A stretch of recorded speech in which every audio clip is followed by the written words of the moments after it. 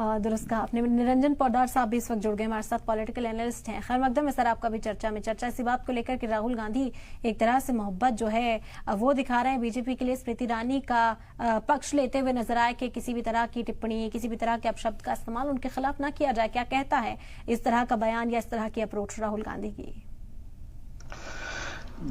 देखिए ईरम जी, आपको एक चीज समझनी पड़ेगी कि राजनीति के अंदर जो चीज दिखाई जाती है या यूं कहें कि जो चीज कही जाती है, सही मायने में वो चीज वैसे होती नहीं है। वास्तविकता ये होती है कि वो चीज एक संदेश के रूप में कही जाती है, यूं कहें कि सामने वाले को एक या जनता को एक मैसेज दिया जाता है। जिस तरीके से अभी स्मृति ईरानी और राहुल गांधी वाले जो मामले की अगर हम चर्चा कर रहे हैं, तो निश्चित रूप से आप ये देखिए कि सबसे पहले तो मैं आपको ये कहना चाहूंगा कि देखिए, भारतीय जनता पार्टी के लिए मेरे हिसाब से इससे बड़ा और कोई सबक नहीं हो सकता कि जिस तरीके से नरेंद्र मोदी जी 2012, 13, 14 के अंदर जिस तरीके से सोशल मीडिया का उन्होंने एक हथियार बनाया और सोशल मीडिया के अंदर वो लीड कर रहे थे, और जिस चीज को लेकर के नरेंद्र मोदी जी का इतना बड़ा कद बन गया, आज कहीं ना कहीं जो 2024 के लोकसभा चुनाव थे, उन चुनावों के बाद में और उन चुनावों के दौरान और उसके तत्काल बाद जिस तरीके से अब सोशल मीडिया के ऊपर भारतीय जनता पार्टी का जो आईटी सेल है, या यूं कहें कि भारतीय जनता पार्टी की जो टीम है, वो कहीं ना कहीं धराशायी नजर आ रही है। जबकि उल्टा अगर इंडिया गठबंधन की बात करें या कांग्रेस की बात करें, तो कांग्रेस की जो टीम है या कांग्रेस का जो इकोसिस्टम है, वो आज भारतीय जनता पार्टी से कहीं बहुत ज्यादा आगे है। ये चीज इस चीज को प्रमाणित करती है, क्योंकि जिस तरीके से अभी स्मृति ईरानी के ऊपर जो एक ट्रोलिंग आर्मी है, या यूं कहें कि सोशल मीडिया के अंदर जितना ट्रोल किया गया, और उसके बाद में अब राहुल गांधी जी ने उनको एक मैसेज दिया है कि भाई आप जो है इसको शांत। तो कहने का तात्पर्य ये है कि राहुल गांधी जी ने ये एक तरह का भारतीय जनता पार्टी को संदेश दिया है कि आज की तारीख में जो आईटी सेल है वो हमारा स्ट्रांग है। हम चाहेंगे तुम्हारे किसी नेता को हम धराशायी भी कर सकते हैं, और फिर हम चाहेंगे उसको कंट्रोल करना तो उसको कंट्रोल भी हम कर सकते हैं। यानी कि भारतीय जनता पार्टी की जो आईटी सेल है या ट्रोलिंग आर्मी है, या जिसको कहा जाता था कि एक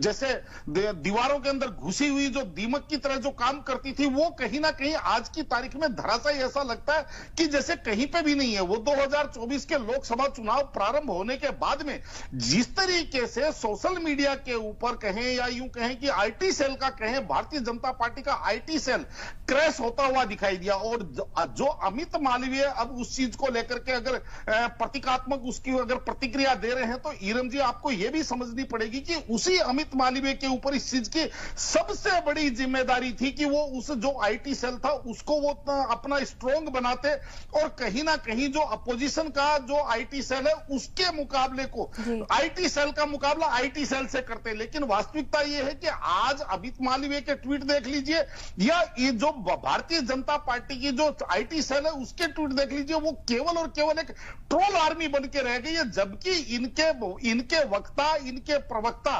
वो भी कहीं ना कहीं चुनावों के दौरान और चुनाव के बाद में भी कहीं ना कहीं आप ये समझ लीजिए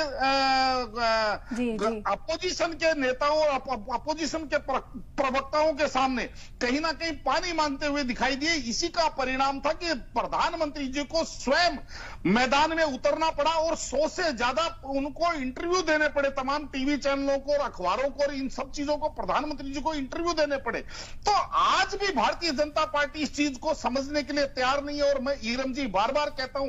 कि किसी भी व्यक्ति के लिए, किसी भी राजनीतिक व्यक्ति के लिए, किसी भी राजनीतिक दल के लिए अहम और वहम जो होता है वो सबसे घातक चीज होती है। और अब मैं ये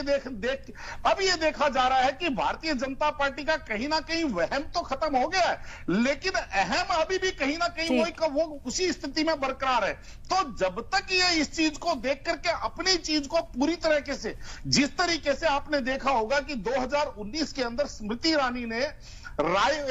अमेठी से जब राहुल गांधी जी को हराया, उसके बाद में जो उनके अंदर एक अहंकार की जो भावना आ गई थी, उनको ये चीज समझनी चाहिए थी कि जिन पिलरों के ऊपर खड़े होकर के, जिन कार्यकर्ताओं के पुरुषार्थ पर खड़े होकर के उन्होंने चुनाव जीता, और कहीं ना कहीं अमेठी के अंदर चुनाव हराने के बाद में राहुल गांधी जी के कद के समकक्ष अपने आप को साबित करने की उनकी एक हैसियत बनाई राजनीति के अंदर। लेकिन उन्होंने किया क्या, वो तो एक समझ लीजिए जिसको हमारे यहां कहा जाता है कि भाई उच्च से अगला। तो कहने का तात्पर्य है कि नरेंद्र मोदी जी से बड़ी नरेंद्र मोदी जी नजर आ रही थी स्मृति ईरानी। तो देखिए, लोकतंत्र है, लोकतंत्र के अंदर जनता जब आपको सराखों पे बैठाती है तो जनता बिल्कुल जवाब भी बिल्कुल बिल्कुल दुरुस्त का निरंजन साहब। निरंजन पॉडर साहब, अगर कहें कि आवाम के बीच एक पैगाम पहुंचाने की कोशिश यहां पर की जा रही है तो गलत नहीं होगा। क्या पैगाम पहुंचता है अगर इसी तरह की मुलाकातों का दौर राहुल गांधी की ओर से देखा जाता है, इसी तरह की बयानबाजी जो है वो राहुल गांधी की ओर से देखी जाती है? देखिए इरम जी, मैं अपनी बात को वहीं से शुरू करूंगा जहां मैंने समाप्त करी थी। अभी खेमचंद जी कह रहे थे कि वो नकारात्मक बात कर रहे हैं, हम सकारात्मक बात कर रहे हैं। भाई, आपको ये चीज समझनी पड़ेगी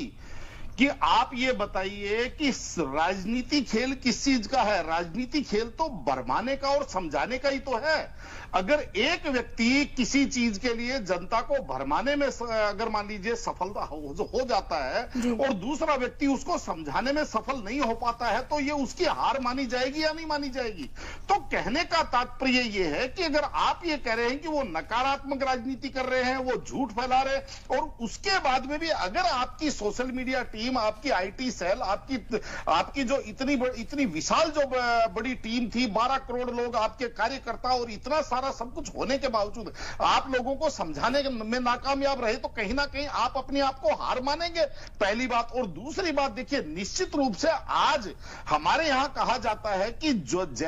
जैसा बोता है उसको कम से कम वैसा ही उसको काटना पड़ता है। तो कहीं ना कहीं जिस तरीके से कई बार ऐसी होती है कि भारतीय जनता पार्टी की तरफ से भी निचले स्तर पे जाकर के किसी को ट्रोल किया जाता है, तो उसका आज जिस तरीके से स्मृति ईरानी जी के साथ हो रहा है, तो कहीं ना कहीं अभी आपने देखा होगा कि उनका जब बंगला खाली हुआ उस टाइम भी सोशल मीडिया के ऊपर एक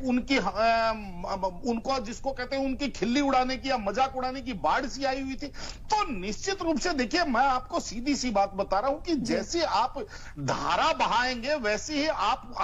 वैसा ही आपको प्रवाह मिलेगा। और यहां पे आपको यह चीज भी समझनी पड़ेगी ईरम जी कि आज भी इन चीजों को लोग जो समझने के लिए तैयार नहीं। मैं अब थोड़ा सा इस चर्चा को और विस्तार दे रहा हूं कि जिस तरीके से प्रधानमंत्री नरेंद्र मोदी जी 2014 के अंदर केंद्र में आए और उन्होंने भ्रष्टाचार को एक बड़ा मुद्दा बनाया, और भ्रष्टाचार बड़ा मुद्दा बना भी, ऐसी बात नहीं है, जनता ने उसको स्वीकार किया। ठीक है, बिल्कुल। निरंजन पॉडर साहब, आपका रुख यहाँ पर करना चाहेंगे, क्योंकि अभी भी हमने देखा कि अमित मालविया ने अपने सोशल मीडिया प्लेटफॉर्म पर जो पोस्ट किया, बालक बुद्धि टर्म से रेफर किया गया, एक छवि जो है वो राहुल गांधी की कहीं ना कहीं इसी तरह की बनी हुई थी या बना दी गई थी, जिसे लेकर खूब निशाना साधा जाता था। लेकिन अब जब वो छवि तब्दील हो रही है, जब रिलॉन्च करने की जो बात कांग्रेस पार्टी मुसलसल करती हुई नजर आई थी, उस पर काम करते हैं, उस पर अमल कर रहे हैं, तो क्या तब्दीली वाकई में जमीनी सतह पर देखने को मिल सकती है? ईरम जी, अभी मैं जो आपको कह रहा था कि देखिए, राजनीति के अंदर क्या होता है कि कई बार आपको जनता इसलिए जिताती है क्योंकि जनता आपको पसंद करती है, जनता आपकी नीतियों को स्वीकार करती है, और कई बार सामने वाला इसलिए जीतता है, कई बार आप इसलिए चुनाव जीतते हैं क्योंकि जो आपके सामने जो कैंडिडेट है जनता उससे नाराज है, तो उससे नाराज होकर के जनता ने आपको वोट दे दिया और आप चुनाव जीत गए। जबकि जनता आपकी चीजों से या आपके विचारों से सहमत नहीं है, उससे वो बहुत ज्यादा प्रभावित नहीं है, लेकिन दूसरे की नाराजगी की वजह से आप चुनाव जीत गए। आज मैं इस चीज को इसलिए कह रहा हूं क्योंकि भारतीय जनता पार्टी का जो 2014 के बाद में जो राजनीतिक उदय हुआ था, उसके बाद में जिस तरीके से इन्होंने मंदिर बनाए और जिसको कहते हैं सांस्कृतिक राष्ट्रवाद पे जो इन्होंने काम किया, वहां तक तो ठीक था, लेकिन जो राजनीतिकरण इनका जो हुआ, वो आप ये समझ लीजिए, जो भारतीय जनता पार्टी एक टाइम पे कांग्रेस मुक्त भारत की बात कर रही थी, वो कांग्रेस युक्त भारतीय जनता पार्टी नजर आने लग गई कि जो भी कांग्रेस का कल तक जो कांग्रेस के गुणगान कर रहा है, कल तक जो भारतीय जनता पार्टी को गालियां दे रहा, कल तक जो उन नीतियों को अपना रहा, वो आज अगर आपके अंदर शामिल हो जाता है, और जिसको आप कल 70,000 करोड़ रुपए का घोटालेबाज बता रहे हैं, वो अगर आज आपकी तरफ आ जा रहा है, आप उसको सीधा उप मुख्यमंत्री बना दे रहे, आप सीधा उसको राज्यसभा भेज दे रहे,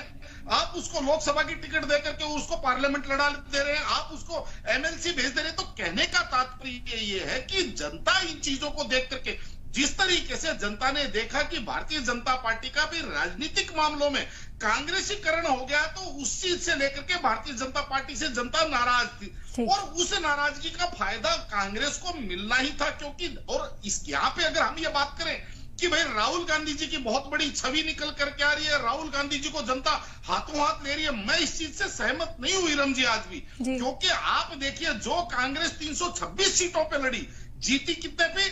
केवल 99 सीटों पे। और उसके अंदर भी अगर बात करेंगे तो 7 सीटें उत्तर प्रदेश के अंदर। ठीक है, बिल्कुल बिल्कुल। और इसी वजह से अब सवाल यही उठ रहा है कि कितना असरदार, कितना इम्पैक्टफुल यहाँ पर नजर आते हैं। निरंजन पोडर साहब, आपसे भी लास्ट रिएक्शन इसी पर लेना चाहेंगे कि किस और बढ़ते हुए जो राहुल गांधी मोहब्बत की दुकान को लेकर नजर आ रहे हैं, इसे लेकर खूब घेराव तो उनका किया जाता है, लेकिन इसका इम्पैक्ट क्या लगता है जमीनी सतह? लोग सोच रहे हैं कि कांग्रेस चुनाव जीत गई, तो अभी जो मैं अभी कह रहा था कि कांग्रेस, मुझे ये चीज समझ में नहीं आई कि 326 सीटों पे लड़ने वाली पार्टी केवल 99 सीटों पे चुनाव जीती। और उसके अंदर भी अगर उत्तर प्रदेश के अंदर बात करें तो अखिलेश जी के कंधे पे बैठ करके नैया पार हुई। और अगर बात करें हम तमिलनाडु की या दक्षिण की, तो दक्षिण के अंदर भी सहयोगी दलों के कंधे पे बैठ करके जिस पार्टी ने नैया पार करी। तो कहने का तात्पर्य ये है कि अब इसके बाद में जिस तरीके से आप